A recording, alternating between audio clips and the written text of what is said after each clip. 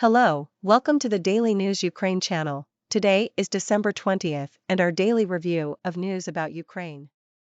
The United States sees the results of its security assistance to Ukraine, now standing at over $20 billion, on the battlefield. That's according to U.S. Ambassador to Ukraine Brink, who took part in Ukreinergo's survey 300 Days of War as Seen by Foreign Friends. The armed forces of Ukraine have put over $20 billion in U.S. security assistance to effective use in Ukraine's self-defense and in liberating occupied areas. We see the results on the battlefield, and we remain in close contact to determine how we can best meet current and future needs so Ukraine can continue to free its territory and its citizens from occupation, Brink said. The ambassador added that U.S. President Joe Biden had been clear that the United States would continue to prioritize sending air defense systems to Ukraine to help it defend itself from Russia's aggression. Read also, Zelensky calls on INTL partners to increase arms supplies to Ukraine. She has noted that the U.S. strongly encourages other countries to continue providing the necessary military equipment for Ukraine to defend itself against Russia. In total, the U.S. since February 24 has provided more than $35 billion in concrete support that saves lives and helps Ukraine prevail, the ambassador stressed. As reported earlier, the Ukrainian state budget today received in its accounts $2 billion in grant funds, provided by the U.S. to cover pension payments and salaries to civil defense personnel, as well as financing the medical guarantees program. In Kharkiv region, the invaders are trying to attack the infrastructure with drones. Air defense was working. Commander of the Kharkiv garrison, Serhiy Melnik, call sign Marseille, reported this on Telegram according to Ukreinergo. Many questions about those loud bangs in Kharkiv. I inform you that the so-called explosions in the city are due to our anti-aircraft defenses engaging enemy drones, which the occupier is trying to use to attack our infrastructure, Melnik said. Also, according to his report, the enemy MLR systems are shelling Kharkiv region from the territory of Russia's Belgorod. Read also, 300 Days of War as Seen by Foreign Friends believe in the armed forces, Melnik added. As reported earlier, loud blasts were heard in Kharkiv at around 1300 hours. As reported, fire is still being put out at the oil refinery, which was hit by a missile last night, continues in Kharkiv region. The fire has been contained, but the tanks continue to burn, and some explosions are also heard. The budget has received grant funds from the USA in the amount of $2 billion, which will be directed to providing pension payments and salaries to civil defense personnel, as well as financing the medical guarantee system. This was reported by the press service of the Ministry of Finance, according to Ukreinergo. The state budget of Ukraine received grant funds in the amount of $2 billion from the World Bank's Trust Fund, the statement reads. This is already the second tranche of the grant totaling $4.5 billion. The funds were provided by the United States of America through the World Bank Trust Fund, under the project to support public expenditures to ensure sustainable public administration. Read also, Finland preparing new defense aid package for Ukraine. Grant funding will be aimed at providing pension payments and salaries to civil defense personnel, as well as covering health care services under the medical guarantee program. From the first days of the Russian criminal invasion of Ukraine, the United States has supported us in all possible ways, including by providing financial assistance for the state budget in the form of grants. Such assistance is extremely important because it not only allows us to preserve the opportunity to make priority social payments on time and in full, but also prevents the debt burden on the state budget from further increasing, noted Minister of Finance Serhiy Marchenko. As reported, after the full-scale invasion by Russia, Ukraine already received $12 billion from the United States in the form of grants. Thus, the U.S. is the largest donor of direct budget aid among all partner countries in 2022. In general, Russia uses about 40 airfields to carry out airstrikes against Ukraine, of which 5 or 6 are located on the territory of Belarus. That's according to Yuri Anat, the spokesman for the Air Force Command, who spoke at a briefing at the Ukreinergo Media Center. There are at least 5 to 6 such main airfields that Russia uses to post a certain threat from this direction. In total, Russia uses nearly 40 airfields for attacks on Ukraine. That is, in order to accommodate their tactical aviation, their aviation group. It's not only tactical aviation, but also helicopters, cargo planes, fighter jets, bombers, and ground attack aircraft, Anat said. Read also, Russian aircraft training in airspace of Belarus to clarify targets in Ukraine, commander of joint. According to the spokesman, Russians never left the airfields of Belarus. Their planes are in the Belarus airspace. In particular, since the full-scale invasion, one or several long-range radar detection A-50s have been flying there, tracking all air targets on the territory of Ukraine. This type in conjunction with Il-22 relay aircraft. There is also a MiG-31. Also, Russian tactical aviation is constantly stationed at Belarusian airfields, added the spokesman for the Air Force Command. Anat emphasized that the Russians move equipment to Belarusian airfields, depending on tasks. Aviation is a fairly mobile, dynamic type of forces that can deploy quickly. Read also, whatever Putin, Lukashenko agree on, Ukraine is ready for it. Kuleba, today. By the way, the enemy aviation activity also picked up on the front. It is clear that our pilots also carry out their strikes, Anat said, adding that each day, 10 to 15 air group strikes are carried out. As reported, full-scale Russian military aggression has been ongoing in Ukraine since February 24. The defense forces are fiercely repelling the onslaught of Russian invaders.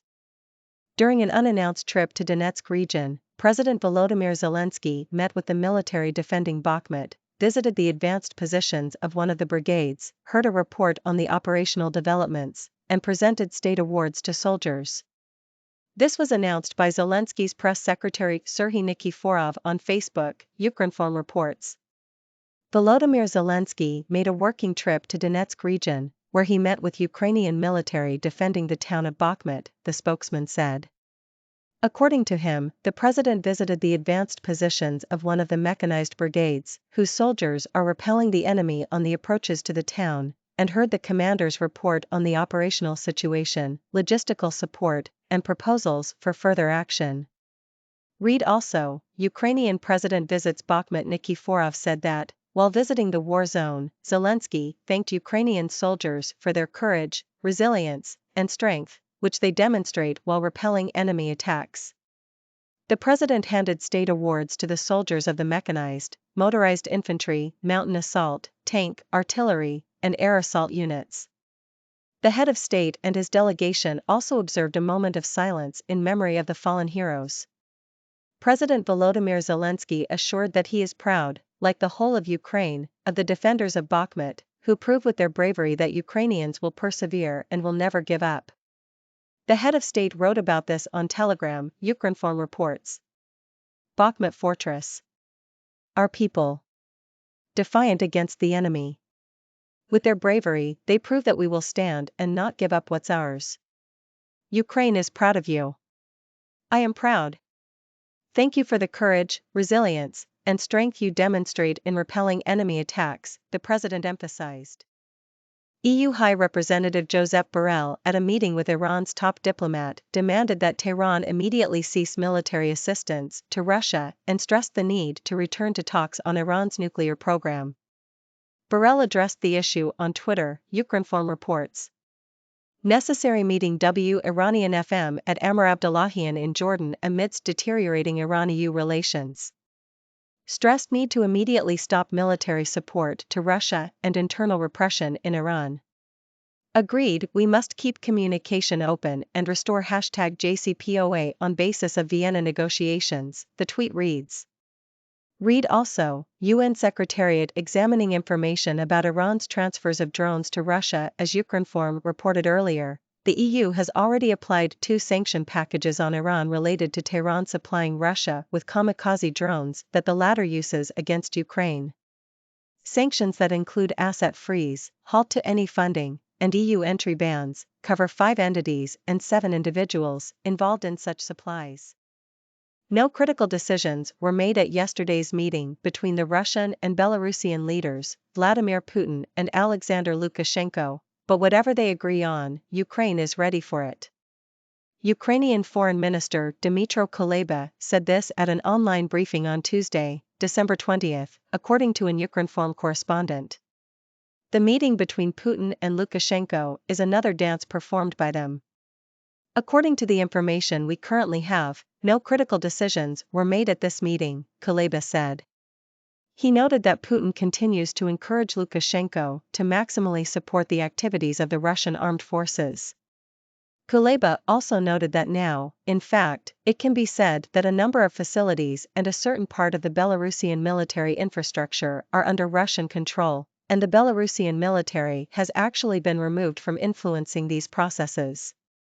But as far as we know, nothing dramatic happened at this meeting. As far as we know, another meeting between Putin and Lukashenko is to be held soon. Whatever happens, we are already trained, and we have life experience, so we are ready for any scenario. Whatever they agree on, Ukraine is ready for it, Kuleba said. The self-proclaimed president of Belarus, Alexander Lukashenko, and Russian President Vladimir Putin held talks in Minsk on Monday, December 19. Photo, Ministry of Foreign Affairs of Ukraine.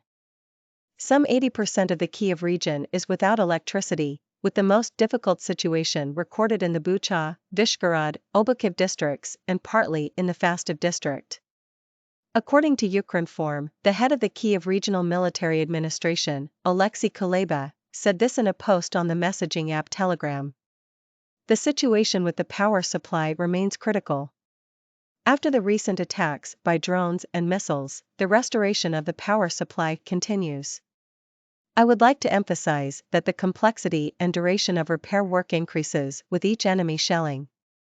As a result of large-scale damage to the energy infrastructure, Ukrenergo applies emergency power shutdowns. Some 80% of the region is without electricity. The most difficult situation is in the Bucha, Vyshgorod, Obukiv districts, and partly in the Fastiv district.